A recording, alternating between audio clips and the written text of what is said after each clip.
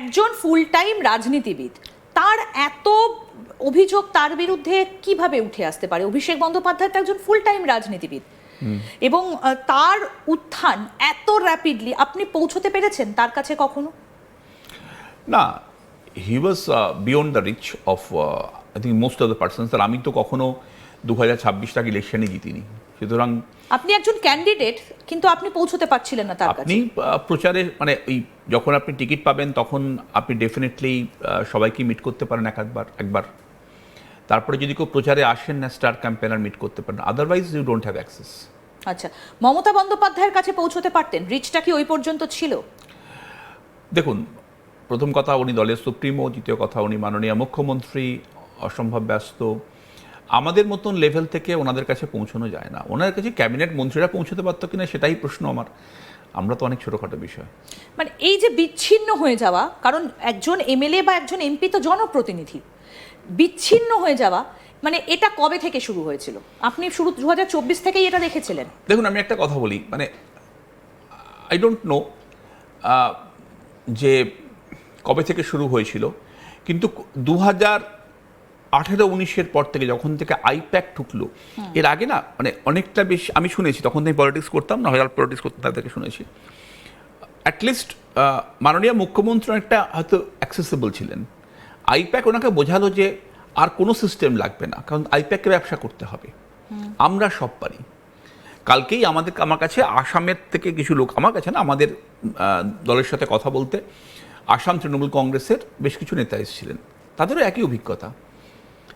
দুজনের কারোর কাছেই পৌঁছানো সম্ভব ছিল না, তাদের টিএ এরাই সব ডিল করতো। তারা সব স্টেটের হেড আসামের, তারা পৌঁছতে পারেনি, কথা বলতে পারেনি। যেখানে পার্টি বলছে আমি এক্সপ্যান্ড করব, পার্টি বলছে আমার লুক ইস্ট পলিসি, সেখানে যারা বসে আছে আসামে তারা ঘন্টার পর ধর্ণা দিয়ে বসে থাকলে একটা দেখা হবে না। তো এই বিচ্ছিন্নতা কেন এলো? তারা বলছে যে আমরা হয়তো কাউকে এনে দিলাম যে একে দলে নিন বা এ ভালো, একে নিন, সাথে সাথে আইপ্যাক ওটাকে টেনে নেবে, কারণ আইপ্যাককে ব্যবসা করতে হবে। আইপ্যাক এই যে অভিযোগগুলো ওঠে, এই যে বিভিন্ন জায়গা থেকে যে টাকা তোলা হয়, এই অভিযোগগুলো বিভিন্ন জায়গা থেকে ওঠে, এবং এটা সব জায়গাকার একটা অভিযোগ যেটা ওঠে যে বিভিন্ন জায়গা থেকে তোলা হয়। যেমন দেবরাজ, তার বিরুদ্ধে অভিযোগ উঠেছে যে সে যে টাকাগুলো তুলেছে বা যে তুলেছে সেটা ক্যামাক স্ট্রিট পর্যন্ত গেছে। সত্যিই কি তাই? আপনি কি দেখেছেন এরকম কিছু? দেখুন, ওনাকে ব্যক্তিগতভাবে আমি চিনতাম না, আমি একটা এক্সাম্পল দিলাম, কারণ যেহেতু দেবরাজের বিষয়টা এই মুহূর্তে খুব প্রাসঙ্গিক, তাকে সদ্যই অ্যারেস্ট করা হয়েছে। এটা একটা জিনিস খুব পরিষ্কার, এখানে পলিটিক্সে কিছু কিছু জিনিস আর আনরিটেন থাকে, মানে রিড বিটুইন দ্য লাইন্স।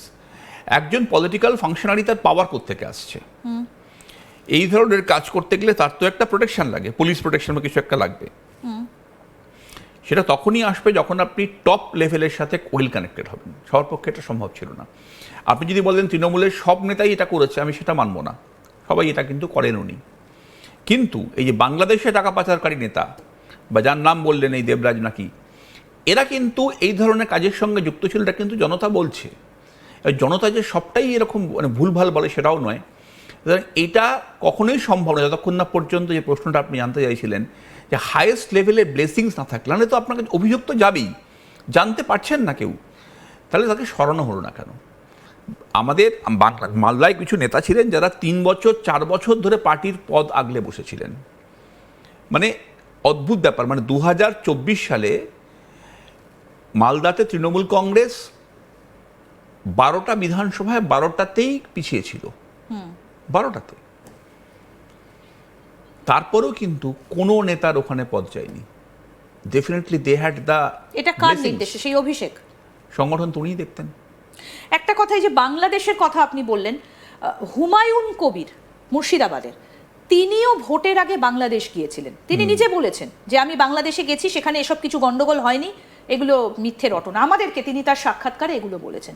তাহলে এই যে আপনি বাংলাদেশ কানেকশনের কথা বলছেন, তার মধ্যে কি হুমায়ুন কবিরও আছেন? তখন তিনি নতুন দল গঠন করেননি, তখন তিনি তৃণমূল কংগ্রেসের বিধায়কই ছিলেন।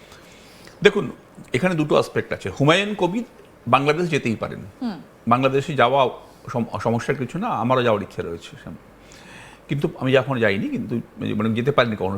বাংলাদেশে খুব ভালো সিনেমা বানানো হয়, খুব ভালো লেখালেখি হয়, তো বাংলাদেশের অনেক থিয়েটার গ্রুপ থেকেও কথা হয়েছে।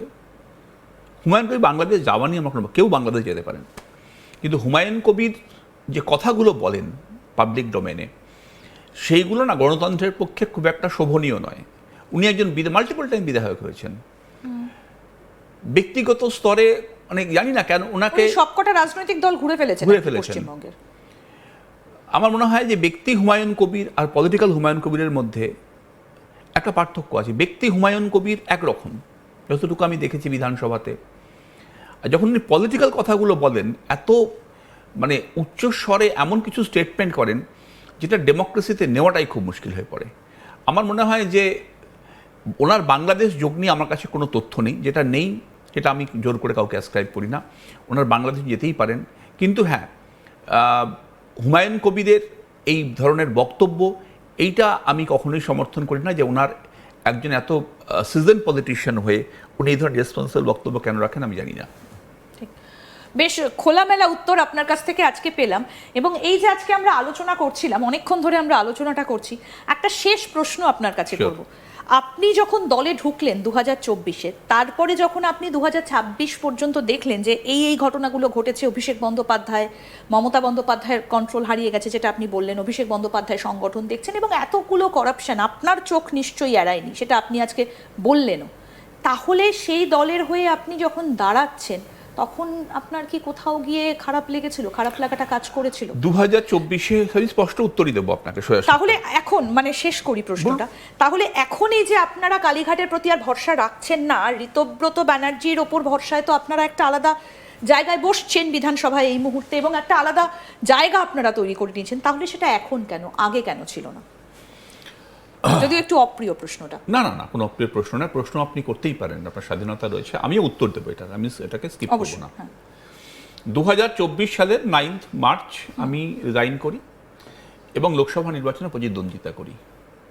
আমি কনফিডেন্ট ছিলাম যে ওই সিটটা তৃণমূল কংগ্রেস জিতবে, এবং মাত্র 40 দিনের প্রস্তুতিতে, অনলি 40 ডেজ, যেখানে আমার কাছে সংগঠন ছিল না, কাউকে আমি টিকিট দিইনি, জেলা পরিষদের কোনো লোককে আমি বসাইনি, মানুষ কিন্তু চেয়েছিলেন কোনো একটা জায়গাতে যাতে আমরা জিতি, মানে ব্রাদার আমার প্রতি ভরসা রেখেছিলেন। দলের এক শ্রেণীর নেতা চরম বেইমানি করলো, চরম, মানে যেখানে জেলা সভাপতির দিকে কি অভিযোগের তীরটা? এভরিবডি নোজ, কেনই বা বলাচ্ছেন না, একটু বলুন না, মানে পরিষ্কার করে। দেখুন, দল তো চলে একটা সিস্টেমের মধ্যে দিয়ে, তো যারা দায়িত্বে থাকেন তাদের দায়িত্ব নিতে হয়। চূড়ান্ত বেইমানি হলো, আমি সেটা লিখিত রিপোর্টও দিয়েছিলাম, কেউ যদি চ্যালেঞ্জ করে আমার সেই সময়কার লিখিত রিপোর্ট দেওয়া আছে। আমি লিখেছিলাম যে কিভাবে একটা দলীয় প্রার্থীকে ধরে হারানোর চেষ্টা করা হলো, একদম পরিষ্কার পরিচ্ছন্ন ভিডিও ক্লিপিং, সানা টানা সব ছিল। আফটার অল আমি মালদাটা একটু একটু হলেও জানি। 2024-এর পরে সাডেনলি একটা রিভিউ মিটিং হয়, আমি কখনো কথাটা বলি না, আজকে ফার্স্ট আপনাকে এক্সক্লুসিভ বলেই বলে দিলাম। I was very পেইনড